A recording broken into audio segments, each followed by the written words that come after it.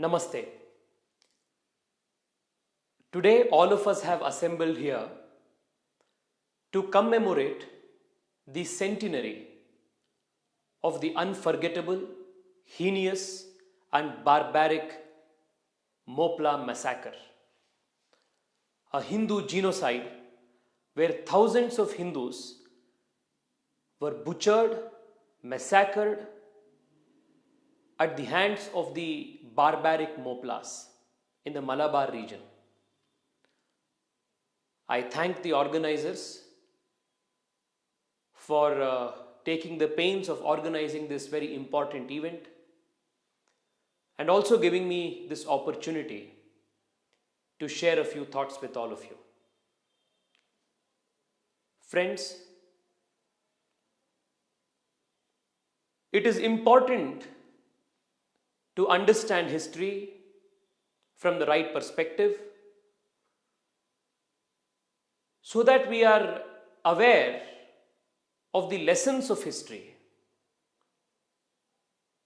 so that we will be prepared for eventualities in the future. In that regard, commemorating events, remembering episodes from history, like the Mopla massacre, assumes important societal and civilizational importance. The trigger for the Mopla riots was the pan-Islamic movement of the Khilafat agitation. The Muslims of India wanted to support their co-religionists in Turkey in their attempt to establish the Islamic Caliphate. Strangely, the Indian National Congress of that time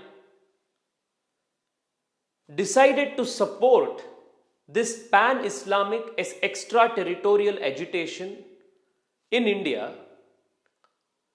and provided unconditional support to the leaders of the Khilafat movement in India. The well-intentioned, albeit naive, objective of doing so was to win over the Muslims on the side of the Hindus in the war against the British, and also to primarily establish a bonhomie and harmony in the Hindu-Muslim relations. The Mopla agitation in Kerala took a very different turn and much less contribute to Hindu-Muslim bonhomie. It resulted in one of the bloodiest genocides in the history of southern India. Much less contributing to Hindu-Muslim bonhomie, the Malabar riots in the southern part of India took a violent turn, resulting in a genocide of the Hindus, which even to this day is recorded as one of the most brutal episodes of Hindu massacre in all of India. Let me read out to you a few lines from Dr. Baba Saheb Ambedkar's commentary on the Mopla riots, which he writes extensively in his seminal book, The Partition of India. Commenting on the scale and brutality of atrocities, Dr. Ambedkar writes as follows: the Hindus were visited by a dire fate at the hands of the Moplas. Massacres, forcible conversions, desecration of temples, foul outrages upon women such as ripping open pregnant women, pillage, arson and destruction. In short, all the accompaniments of brutal and unrestrained barbarism were perpetrated freely by the Moplas upon the Hindus until such time as troops could be hurried to the task of restoring order through a difficult and extensive tract of the country. This was not a Hindu-Muslim riot. This was just a Bartholomew. The number of Hindus who were killed, wounded or converted is not known, but the number must have been enormous. The British government records of that day, 2,266 were killed, More than 1,600 were wounded, more than 5,600 were captured, while more than 38,000 surrendered during military engagements. And it took more than 5 months for the British Army to control the rebellion. Even Annie Besant, in the Theosophical Society magazine, documented the atrocities that were committed on the Hindus at that time. She also happened to be an eyewitness. This is what Dr. Annie Besant records. The misery is beyond description. Girl wives, pretty and sweet, with eyes half blind with weeping, distraught with terror. Women who have seen their husbands hacked to pieces before their eye, in the way Moplas consider as religious. Old women tottering, whose faces become written with anguish and who cry at a gentle touch. Men who have lost all, hopeless, crushed, desperate. Can you conceive of a more ghastly and inhuman crime than the murders of babies and pregnant women? A pregnant woman carrying 7 months was cut through the abdomen by a rebel, and she was seen lying dead on the way with the dead child projecting out of the womb. Another, a baby of 6 months, was snatched away from the breast of his own mother and cut into 2 halves. Are these rebels human beings or monsters? These are the words of Dr. Baba Saheb Ambedkar, the words of Annie Besant. There are British records, there are many eyewitness records which in detail document the horror that took place over a period of 7 to 8 months in Malabar. While all of this was taking place, the leaders of the Congress party did not even acknowledge that such a massive Hindu massacre was taking place. In the Ahmedabad Congress session that followed soon after these riots, the Congress did not so much as acknowledge or condemn the Mopla riots in their official resolution. Be that as it may, 100 years thereafter, the Hindus in Kerala are still a surviving race, and we have today gathered to commemorate the atrocities that took place 100 years ago, pay homage to all those martyrs who were subjected to untold misery and barbarism 100 years ago, and most importantly, to draw a few important lessons from this ghastly episode of history. Friends, in the last so many years, successive communist and Congress governments in Kerala have tried their best to whitewash this ghastly episode, violent episode of genocide, from the transgenerational memory of the Hindus. The victims were not only given justice, but like rubbing salt on their wounds, the successive anti-Hindu governments, both Congress and communists, be that as it may, successive governments in Kerala and at the union level tried to whitewash this ghastly episode of genocide from the transgenerational memory of the Hindus, and in a crude way, as though to rub salt on the wounds of the Hindus, they not only denied justice to the victims, but also hailed the terrorists, who are no different from the Talibanis of today, as freedom fighters, and accorded such respect to them in official records of history.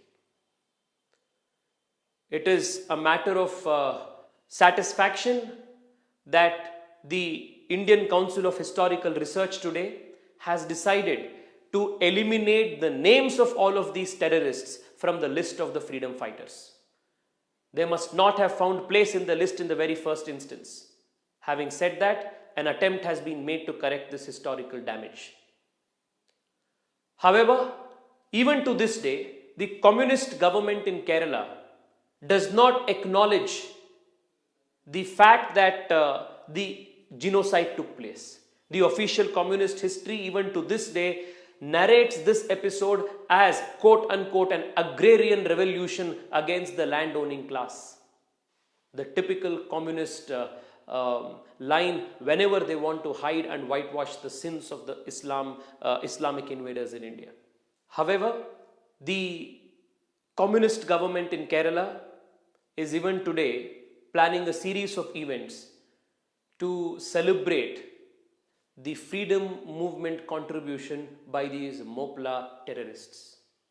It only goes to show the gross insensitivity and utter callousness that they have in regard to Hindu sentiments.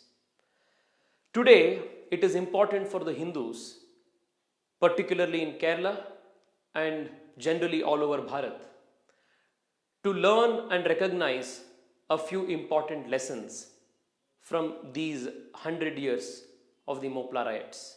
Firstly, it is important for us to recognize the pan-Islamic nature and the extraterritorial loyalties of the Islamic political leadership in India. Whether it was the Khilafat movement in 1921 or the much later Palestine riots that took place in various parts of the country. The pan-Islamism and the extraterritorial loyalty of the political Islamic leadership in India is something that all of us must recognize, acknowledge, and be aware of. The second important lesson that must be learned is that unconditional appeasement of Muslims in order to win them over on the Hindu side or the nationalist side has never yielded dividends. Unconditional appeasement of Muslims has always led to suicide of Hindus. This is a very important and relevant lesson that all of us must keep in mind. The third important lesson that must be drawn is that if Hindus do not write their version of history, then the enemies of Hindus will write it for them in a manner that suits their interests and their narratives. And if we do not learn lessons from the past, we are doomed to commit the same mistakes from the past in the future. Which is why, whether it is rewriting of the history from the perspective of the victim, with allegiance only to truth and truth alone, is extremely important.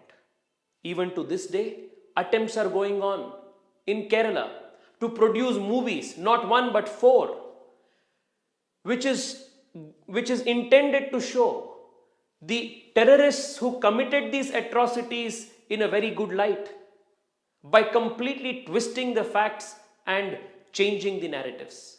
We must oppose these movies legally, constitutionally, politically. These movies which are bereft of facts, which have twisted the facts and are creating a false narrative. In addition to that, we must ourselves write poems.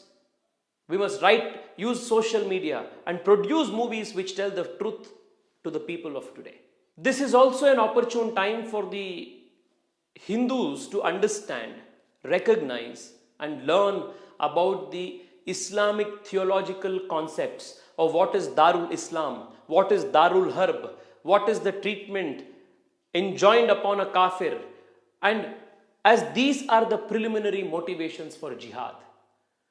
What happened in Malabar in 1921 was Islamic jihad that is now taking place in, say, Afghanistan or Syria, in other places.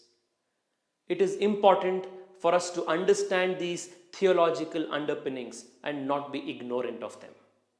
At the same time, it is important for us as a people to not forget these transgenerational memories of persecution.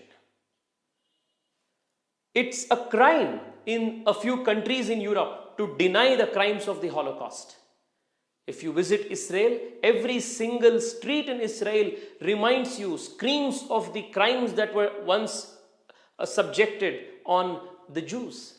It is done so that the mistakes of history are not repeated again.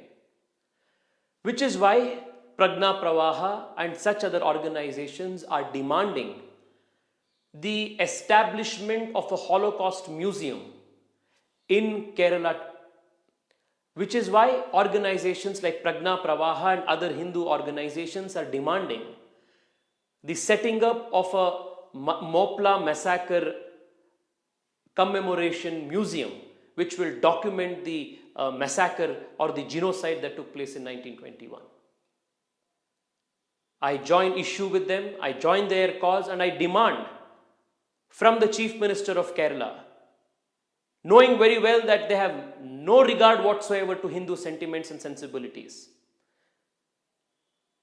that such a museum which documents history, which documents the riots that took place in 1921 in a truthful manner, be made available to this generation and the future generation of Keralites. This must be done so that the mistakes of the past are not repeated. Friends, in addition to all of these things, the other important lesson that we must learn is of Hindu Kshatra, the ability to be physically, socially, politically, and economically strong and capable of a strong response. We must remember that during times of riots, the apparatus of the state may not always be there to protect you physically, protect your life and limb at every instance and at every eventuality. For that, we must be prepared. Kerala is the land of the Kalaripayattu. It is important for us to become strong physically, mentally, intellectually, spiritually, politically, and economically, so that we are able to resist and also put up a response of defense. All of these are the important lessons that we must draw. I thank the organizers for giving me this opportunity to share these thoughts with all of you. I pray with great respect the Almighty to give Sadgati to all those thousands who were massacred in 1921.